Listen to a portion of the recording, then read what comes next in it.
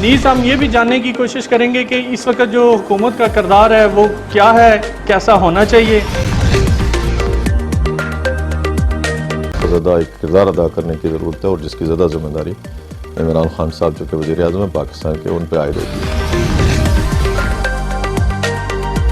नहीं जा सकते उसके इर्द गिर्द आप काम करते हो, आपका साथ नहीं देता कम से कम आपको पता तो होता है।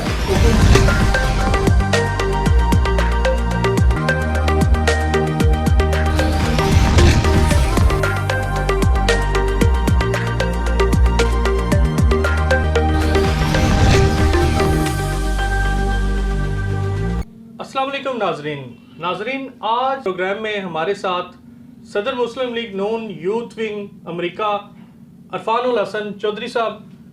नाजरीन, हल्का LA7 से ही इनका तल्लक है।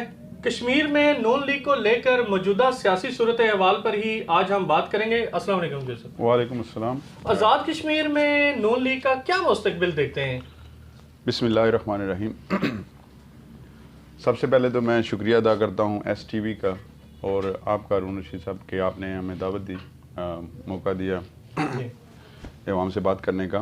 तो आपका जो सवाल है मुस्लिम लीग नून का क्या मुस्तकबिल है, मैं समझता हूँ कि इस वक्त मौजूदा सूरत हाल में मुस्लिम लीग नून का कोई मद्दे मुकाबल नहीं है आज़ाद कश्मीर में। ठीक है, तमाम हलकों में हमारे मजबूत उम्मीदवार हैं, बल्कि असम्बली मेंबर असम्बली हैं, जबकि हमारे जो मुखालिफ जमातें हैं उनका अगर देखें तो उनके पास तो कैंडिडेट ही नहीं है। तहरीक इंसाफ के पास कोई कैंडिडेट नहीं है, पीपल्स पार्टी के पास चंद हलकों में अच्छे कैंडिडेट हैं, अदरवाइज़ तहरीक इंसाफ के 2 या 3 हलकों में समझें कि ऐसे उम्मीदवार हैं जो इलेक्शन लड़ते हैं या मुकाबला करते हैं, बाकी तो उनके एग्जिस्ट ही नहीं करते कहीं पे भी आज़ाद कश्मीर में। तो मेरा ख्याल है कि अगर फ्री एंड फेयर इलेक्शन हुए तो हमारा कोई मुकाबला नहीं है, हम पहले से ज़्यादा मेजॉरिटी में आएंगे, क्योंकि हमारी मुस्लिम लीग नून में ने जितने तरक्याती काम कराए हैं आज़ाद कश्मीर में तो वो कोई मुकाबला है ही नहीं इसके। ठीक है, तकरीबन आप अपनी जो मुद्दत है वो मुकम्मल करने जा रहे हैं। इलेक्शन में मेरे ख्याल में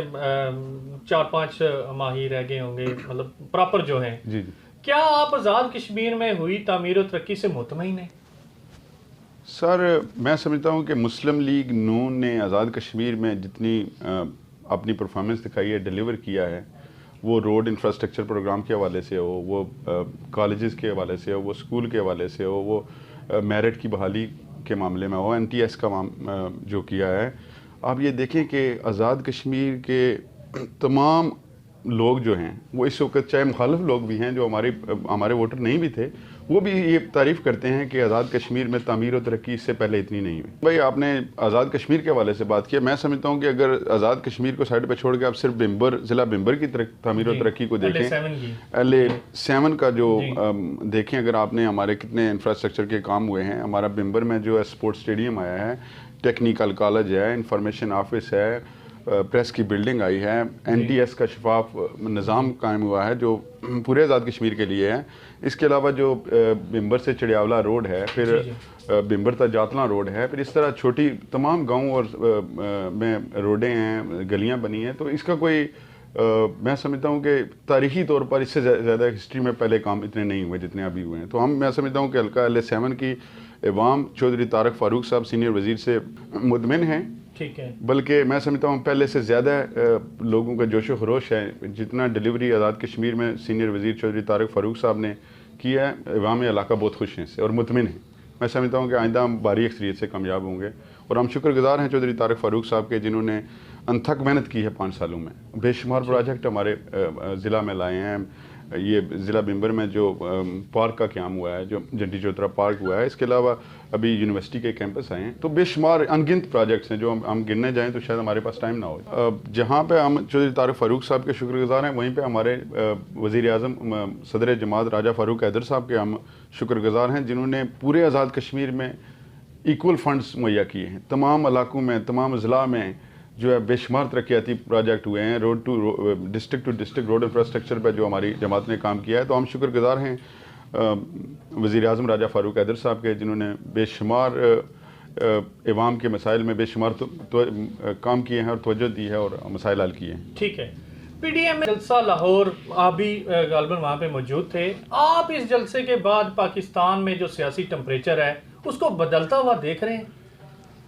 جی پی ڈی ایم جو جلسہ لاہور میں ہوا ہے اس میں پرسنلی موجود تھا، ہمارے بے شمار کارکن اس میں تھے، لیکن میں آپ کو بتاؤں کہ جلسہ جو ہم وہاں پہنچے ہیں تو تقریباً 2 کلومیٹر دور ہمیں گاڑی کھڑی کر کے پھر جانا پڑا ہے کہ عوام کا اتنا رش تھا کہ آگے گاڑی جا ہی نہیں سکتی تھی، اور جلسہ گاہ میں پہنچنا ہی بہت مشکل تھا، اتنی بڑی تعداد میں عوام تھی، اس کے باوجود کہ ابھی کرونا کے وائرس کے حالات ہیں، لوگ ٹیمپریچر کے حوالے سے اگر آپ دیکھیں تو شدید سردی تھی اس دن، تو اس حوالے سے میں ویسے سیاسی ٹیمپریچر کی بات کر رہا ہوں نہیں سیاسی، میں ادھر بھی آتا ہوں، سیاسی ٹیمپریچر جو ہے آپ دیکھیں کہ جس طرح عوام کا جوش و خروش ہے اور لوگ اس تحریک سے منسلک ہو رہے ہیں، وہ چاہے ہماری جماعت کے ہیں یا نہیں ہیں، یا پی ڈی ایم اے کے لوگ ہیں، یا اوورآل جو مہنگائی ہوئی ہے ملک میں، بے روزگاری بڑھی ہے، اکنامکلی ملک بہت پیچھے گیا ہے، تو لوگ چاہتے ہیں کہ اس حکومت سے ہماری جان چھوٹے. تو اس حوالے سے اگر آپ دیکھیں تو بے شمار میں سمجھتا ہوں کہ ہمارا جلسہ بہت کامیاب تھا، اور سیاسی ٹیمپریچر کے حوالے سے میں دیکھ رہا ہوں کہ یہ گورنمنٹ 1-1.5 مہینے سے زیادہ نہیں چل سکتی اب. ٹھیک ہے. پاکستان میں سیاسی جماعتیں جیسا آپ نے کہا کہ مطلب ساری گٹھی ہوئی ہیں ایک پلیٹ فارم پہ، کیا آزاد کشمیر میں یہ الیکشن جو ہے وہ گٹھے لڑیں گے؟ نہیں، آپ دیکھیں نا پی ڈی ایم کیا چیز ہے، یہ ایک بیسیکلی ہمارا اتحاد ہے، کوئی الیکشن لڑنے کے لیے اتحاد نہیں ہے. ہمارے جو بنیادی مقاصد ہیں ان میں سے یہ ہے کہ جو مہنگائی ہوئی ہے، بے روزگاری بڑھی ہے، اس کے خلاف ہمارا ایک اکٹھا مل کے اتحاد ہوا ہے کہ جو حکومت کی پالیسیز ہیں ان کے خلاف. پھر اس سے بڑھ کر جو پاکستان میں الیکشن کے حوالے سے تحفظات ہیں ہمارے، جو پچھلے الیکشن ہوئے ہیں، پی ڈی ایم اے سمجھتی ہے کہ وہ الیکشن ہی نہیں ہوئے، وہ سلیکشن ہوئی ہے. وہ لوگوں کے ووٹ جو ہوئے ہیں وہ کاؤنٹ سے ہی نہیں ہوئے ان کو.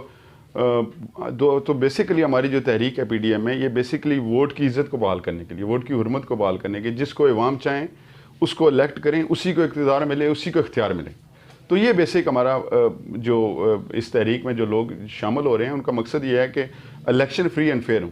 تو آزاد کشمیر میں بھی ہماری تحریک وہ جو ہے اسی کے مقاصد ہم یہاں بھی چاہتے ہیں کہ الیکشن یہاں بھی فری اینڈ فیئر ہونے چاہیے، جس کو عوام منتخب کریں اسی کو اختیار ہونا چاہیے حکومت بنانے کا، اور اسی کو اختیار ہونا، اقتدار ملے اور اختیارات کے ساتھ اقتدار ملے. ٹھیک ہے عرفان صاحب، میں جو بھی سینیریو ہے گورنمنٹ کا پاکستان میں، بے شمار ابھی تنقید کا سامنا ہے، کیونکہ غریب جو ہے وہ غریب ہی کی طرف سے تنقید کا سامنا ہے کہ بری طرح عوام جو ہیں وہاں کی پس گئی ہیں مہنگائی کے اس زور میں. تو کیا آپ اکانومی کو بہتر ہوتا دیکھ رہے ہیں؟ کیونکہ 2.5 سال سے تو زیادہ کا عرصہ ہو گیا ابھی. سر اکنامکلی بہتر ہونا تو دور کی بات ہے. جو اکنامک پالیسیز میاں نواز شریف نے بنائی تھیں اور جہاں پہ گروتھ ریٹ لے کر گئے تھے، اگر وہیں پہ مینٹین رہتے تو آج ہم بہت کامیاب ہوتے. آپ دیکھیں نا، نواز شریف کے دور میں گروتھ ریٹ جو ہے 5.8 GDP گروتھ تھی، آج کیا ہے؟ آج 1% سے بھی نیچے ہے. ملک کے حالات اکنامکلی دیکھیں، پرائسز کے حوالے سے دیکھیں، آپ چینی کی پرائس دیکھیں، وہاں پہ 55 روپیز تھی اور آج جو ہے 100 کراس کر رہی ہے. آٹے کی پرائس دیکھیں 35 سے 70 پہ چلی گئی ہے. اب غریب جو ہے وہ کیا کریں؟ غریبوں کے پاس آپشن کیا ہے؟ تو یہ اس حکومت نے تو غریب کو پریکٹیکلی مارنے کی پالیسیز بنائی ہیں، بلکہ میں سمجھتا ہوں اکنامکلی اس سے بری پاکستان کی تاریخ میں کوئی حکومت نہیں آئی. انہوں نے اکنامکلی ملک کو تباہ کر دیا ہے. تو اب اس میں بہتری تو کیا، ہم چاہتے ہیں کہ ان سے چھٹکارا ہو، لوگ یہاں سے اگر ہو تو کم از کم جو آئندہ گورنمنٹ آئے وہ پالیسیز عوام کے مطابق بنائے. تو یہی تحریک بھی ہماری بیسک. ٹھیک ہے، آپ فارن سے ہیں، امریکہ سے ہیں، آپ مجھے یہ بتائیں کہ مثلا باہر کے جو لوگ ہیں یہاں پہ جو انویسٹر تھے ہمارے، ان کی کیا ویوز ہیں؟ کیا انویسٹمنٹ آ رہی ہے؟ لوگ اعتماد کر رہے ہیں؟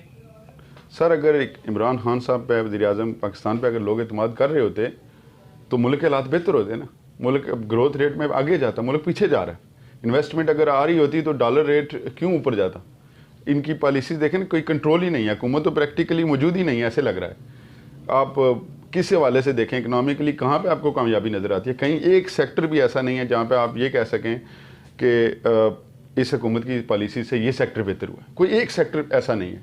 تو لوگ کیسے اس پہ اعتماد کریں؟ لوگ اعتماد کیوں کریں گے؟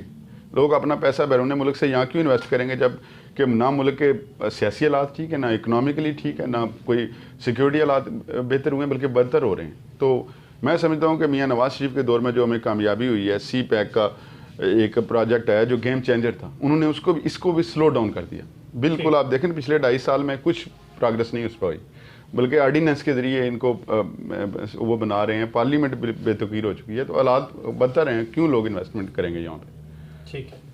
بیرون ممالک میں کشمیر کی آواز کو بہت زیادہ اٹھایا گیا.